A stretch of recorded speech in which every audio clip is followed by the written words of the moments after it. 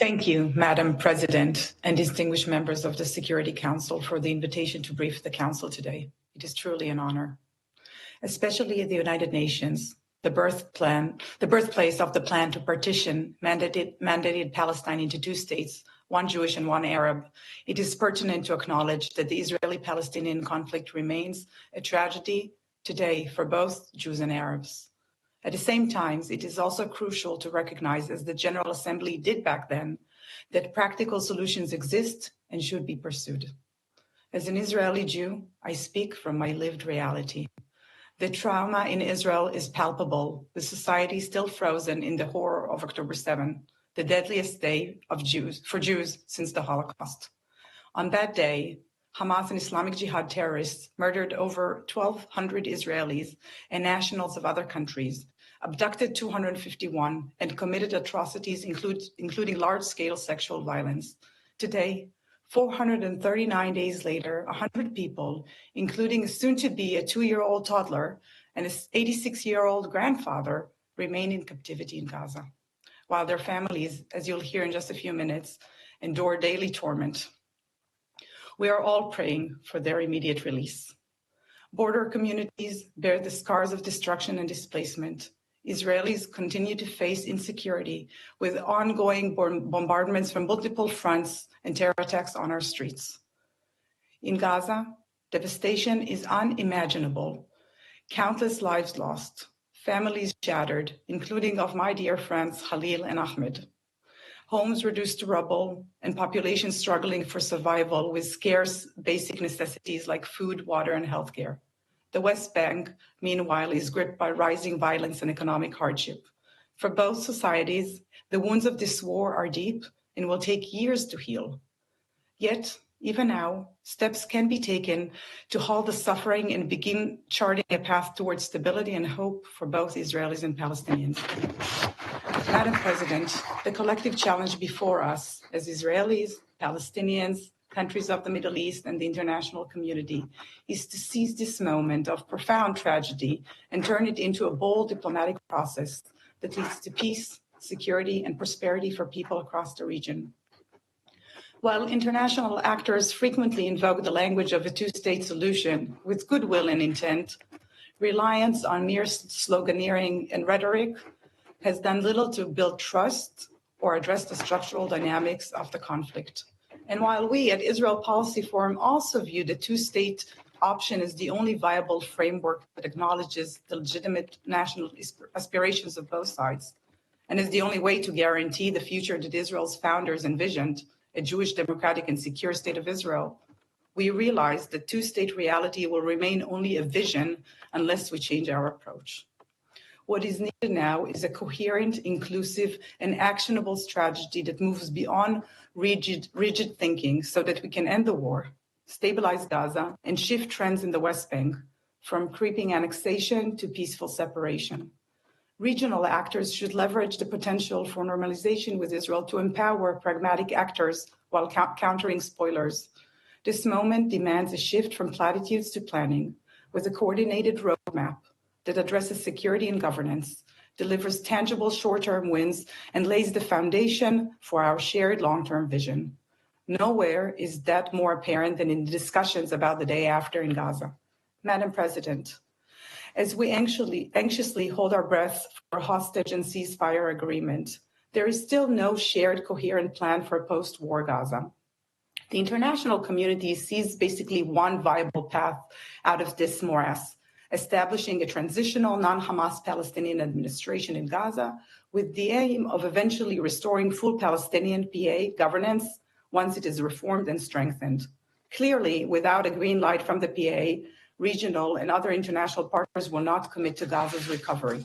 Yet, mostly for political reasons, whether we like it or not, the Israeli government has until now vetoed PA involvement, exacerbating the risk of either full Israeli occupation of Gaza or a Hamas resurgence, or both. Notably, this forum, it's important to acknowledge that despite extreme voices, most Israelis do not want to control the Palestinians in perpetuity, but they're scared and see no plausible alternative. To soften Israeli resistance, there is a need for a gradual, benchmark-driven approach with assurances that capitalizes on success stories, even if those are small. Existing PA capacity in Gaza can and should be mobilized for the humanitarian effort, for example, through relying on former security personnel and senior representatives in key government positions, including in the monetary and water authorities, with whom Israel already interacts today. Involving the PA and ensuring it has the capacities to succeed would also help alleviate fiscal and economic pressures in the West Bank, which is a deep concern for the Israeli security establishment. It would also incentivize sustained, more strategic donor engagement and enlist regional Middle East partners in restoring public order in Gaza's chaos. Further, consent for a meaningful PA role in Gaza should be explicitly leveraged to propel genuine PA reforms with clear objectives, a defined roadmap, and key performance indicators. The PA should demonstrate that it can really be part of the solution by reforming the so-called prisoner and martyr payment systems, creating a conducive environment for the private sector, strengthening judicial independence, reorganizing the security sector, addressing incitement, undertaking educational reform, and working toward a credible election horizon that allows for political participation of next-gen leadership. Without these reforms, realistically, Israel will continue to withhold tax revenues from the PA. US restrictions on aid will remain, and regional states will be hesitant to invest in the Palestinian economy and infrastructure, which will further deepen the PA's fiscal crisis and legitimacy crisis and jeopardize stability both in the West Bank and Gaza. For its own long-term interest and to enable the PA to succeed, Israel must also take critical steps to shift its policy in Gaza and in the West Bank. These include easing financial pressures on the PA, allowing it to the operational space to effectively govern and secure the territory under its jurisdiction, to free settlement expansions in areas that undermine territorial separation, and in those only, and taking decisive action to stop settler violence. US leadership, security guarantees, and Arab-Israeli normalization can and should play a key role in driving these measures forward. There are no quick fixes to these long-standing issues, unfortunately, and the situation on the ground cannot wait for all our clocks to synchronize. Yet Israel and the international community should identify and amplify positive signals, such as Israel's decision to extend the indemnification for correspondent banking between Israel and the West Bank, as well as the current efforts by the Palestinian security forces to regain control of the refugee camp in the town of Jenin. Importantly, this initiative, alongside ongoing security cooperation and coordination between Israel and the Palestinians, even in the past 15 months, is the result of a long-term strategic international investment in the U.S. Security Coordinator, or the USSC. Building on such success stories is essential to both strengthen and improve the PA's capacity, while simultaneously alleviating Israel's legitimate security concerns. Madam President, so much depends on Israelis, Palestinians, the support of member states, and especially U.S. leadership. But the UN, as an institution, has an integral role to play as well. Effective UN capacity is necessary for the humanitarian response, for recovery and reconstruction, for stabilization, and for assisting the Palestinian state in the making, in deed and not only in word. Internally, this requires tight coordination across UN agencies and between principals, streamlined funding, operational mechanisms, and strategic flexibility to step back from overly rigid approaches when pragmatism is needed. At the same time, the UN and Israel must repair their fractured relationship, which has reached unprecedented low. Both sides have legitimate grievances, but there is too much at stake to allow them to get in the way of efficient and forward-looking cooperation that is in both sides' interests. I will speak about the Israeli perspective.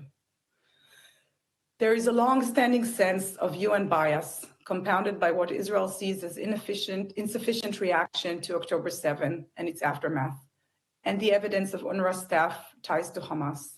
This trust deficit has real policy shortcomings of losing all support and leverage with Israel. Israelis need to hear an unequivocal UN condemnation of Hamas and its actions. And like the Palestinians, Israelis also need an international reaffirmation of the right of the Jewish people to self-determination in a state of their own and acknowledgement of the Jewish connection to the land of Israel. Neither side will be partners in a political process that we both need if that process denies the legitimacy of these rights. To conclude, just as it did when it passed the partition plan in 1947, the UN has an important role to play in helping Israelis and Palestinians move beyond what has been the darkest period in their shared history. This can happen by zooming in on what is possible and achievable rather than what is perfect, and focusing on the solutions rather than getting stuck on the problems. Thank you, Madam President and members of the Security Council.